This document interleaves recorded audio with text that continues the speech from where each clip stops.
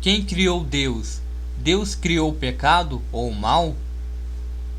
O ateísta Bertrand Russell escreveu em seu livro Por que não sou um cristão? Que, se é verdade que todas as coisas precisam de uma causa, então Deus também precisa de uma causa. A partir daí, ele concluiu que se Deus precisava de uma causa, então Deus não era Deus.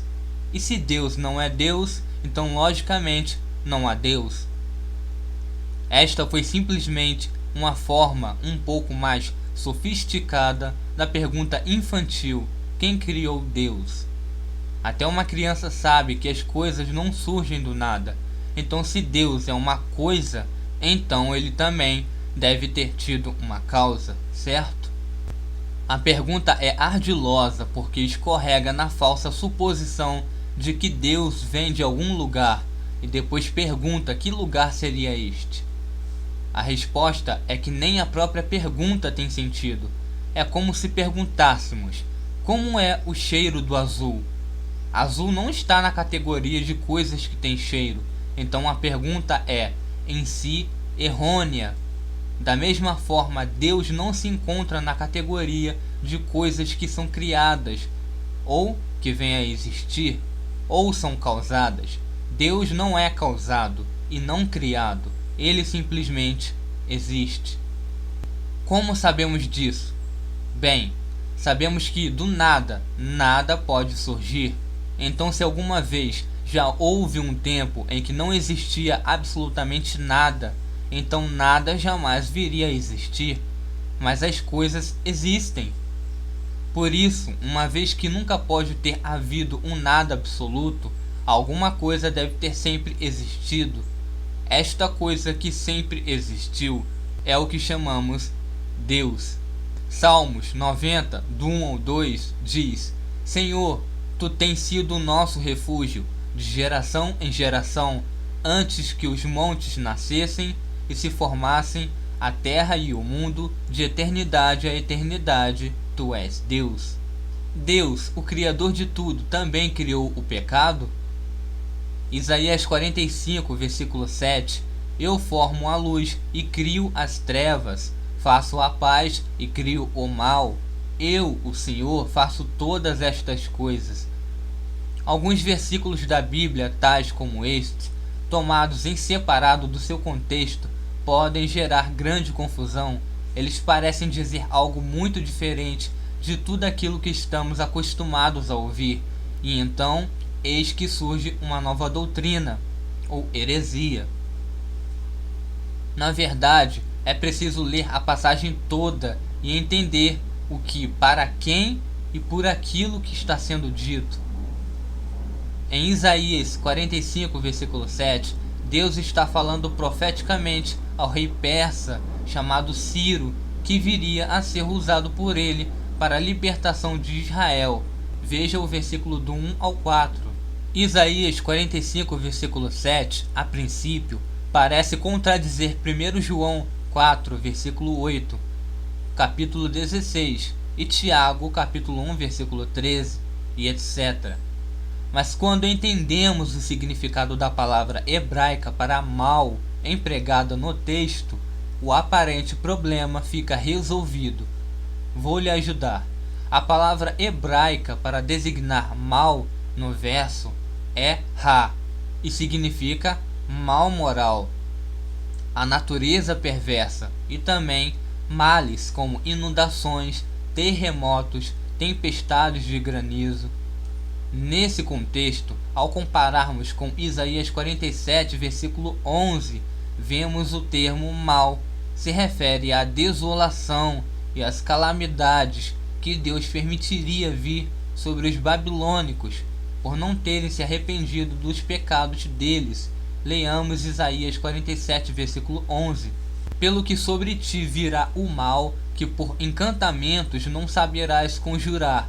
Tal calamidade cairá sobre ti, da qual por expiação não te poderás livrar, porque sobre ti, de repente, virá tamanha desolação como não imaginavas. Deus lhe fala que ele, o Deus de Israel, que Ciro não conhecia, era o Deus Todo-Poderoso, Não era como os falsos deuses persas, que eram conhecidos e adorados por Ciro. Na sua grande religião nacional, os persas adoravam a duas divindades gêmeas, Ormuz, o bom espírito ou deus da luz, e Ahriman, o mau espírito criador das trevas ou deus das trevas. Assim, eles tinham uma forma de doutrina onde todas as forças do universo se mantinham em equilíbrio pela ação de forças idênticas do bem e do mal. Essa mesma crença existe em muitas religiões orientais e hoje estão em evidência, infiltrada no meio de muitas das seitas pseudo-cristãs. O que Deus mostra aqui em sua palavra é que só Ele é Deus, fora de mim não há Deus, no versículo 5. Em outra versão, esse versículo aparece de forma ainda mais esclarecedora como: Eu sou o Senhor, sem rival, não existe outro Deus além de mim. Ele é o Criador e Senhor de todas as coisas. Satanás ou qualquer outro não é Deus. Ele é o único Deus verdadeiro. Todos os outros deuses são falsos, porque são criaturas, seres criados, sejam os astros, os animais, imagens ou os anjos decaídos, como Satanás, que se apresentam como deuses. Quanto a esse Deus verdadeiro ter criado o mal e as trevas, como diz o texto, vamos pôr mais uma dose de pimenta nisto com outra passagem interessante e que suscita o mesmo tipo de dúvida. E o Espírito do Senhor se retirou de Saul e atormentava-o, um espírito mau da parte do Senhor. 1 Samuel 16, versículo 14. Acredito que as duas passagens dão o mesmo sentido. Em Isaías podemos pensar no sentido de que Deus é, então, o culpado pelo pecado, uma vez que foi ele quem criou o mal e as trevas. No texto de Samuel, poderíamos dizer que as más ações de Saul foram resultado de ele ter sido possuído por um espírito mau, e que, pior que isto, esse espírito mau vem de Deus. Isso contrasta com tudo que normalmente ouvimos sobre a pessoa de Deus, que ele é amor, é luz, etc. De fato, é isto que nos diz a Bíblia. E esta é a mensagem que dele ouvimos e vos anunciamos, que Deus é luz e nele não há trevas nenhumas. 1 João 1, versículo 5. E nós conhecemos e cremos no amor que Deus nos tem. Deus é amor, e quem permanece em amor, permanece em Deus, e Deus nele. 1 João 4, versículo 16. Como pode ser, então, que esse Deus tenha um espírito mau para possuir a Saul, ou tenha gerado o mal e as trevas no mundo? Com toda certeza, este não é o sentido do texto. Nós erramos ao entender que esse mal e trevas mencionados se refiram ao pecado. Deus não criou o pecado, afinal, nele não há trevas nenhumas. O mal e as trevas que aqui se faz referência indicam sem dúvida os castigos do Senhor que recairão sobre os filhos rebeldes da desobediência. O raciocínio do versículo 7 é complementado pelos seguintes. Na verdade, ao lermos até o final do capítulo, veremos que Deus fala sobre o seu poder de salvar, livramento de Israel, bem como de condenar os rebeldes, no versículo 24. Mas, especialmente, nos versículos 8 e 9, ele proclama claramente isto: o mesmo Deus que formou a luz, Gênesis 1:3, e faz a paz, produz salvação. Veja Lucas 1, versículo 79 e Romanos 5, versículo 1. É aquele que cria as trevas e o mal, derrama ou faz chover a sua justiça sobre os que contendem com o Criador. Veja Atos 2, versículo 20, Apocalipse 11, versículo 8 e capítulo 19, versículo 15.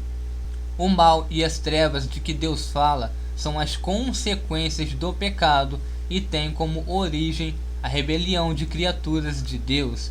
Ninguém sendo tentado, diga: sou tentado por Deus, porque Deus não pode ser tentado pelo mal, e ele a ninguém tenta. Cada um, porém, é tentado quando atraído e engodado pela sua própria concupiscência. Então a concupiscência, havendo concebido, dá à luz o pecado, e o pecado, sendo consumado, gera a morte. Não vos enganeis, meus amados irmãos. Toda boa dádiva e todo dom perfeito vem do alto, descendo do Pai das luzes, em quem não há mudança nem sombra de variação. Tiago 1, do 13 ao 17. Quando entendemos o termo no original e a forma como o hebreu se expressa, apresenta Deus a fazer algo, mas que na verdade ele não impediu, conseguimos entender tais questões difíceis, e quando lemos o contexto geral das Escrituras, concluímos que Deus realmente não é o autor do mal moral, mas sim que ele permite que calamidades e desolações sobrevenham a nações rebeldes. Isaías 45, versículo 7 e o 47, versículo 11. Pois tu não és Deus que se agrade com a iniquidade, e contigo não subsiste o mal. Salmo 5, versículo 4. Recapitulando, a palavra mal em Isaías 45, versículo 7 vem de uma palavra original que pode ter vários sentidos.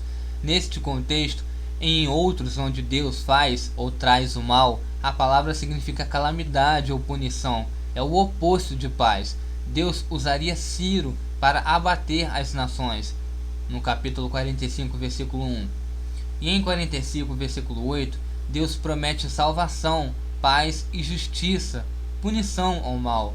Outros trechos usam a mesma linguagem. Os males que Deus ameaçou trazer em 2 Reis 22, versículo 16, foram punições e calamidades. Veja Josué 23, versículo 15, onde aparece a mesma palavra no original. Fiquem com Deus, que Ele os abençoe.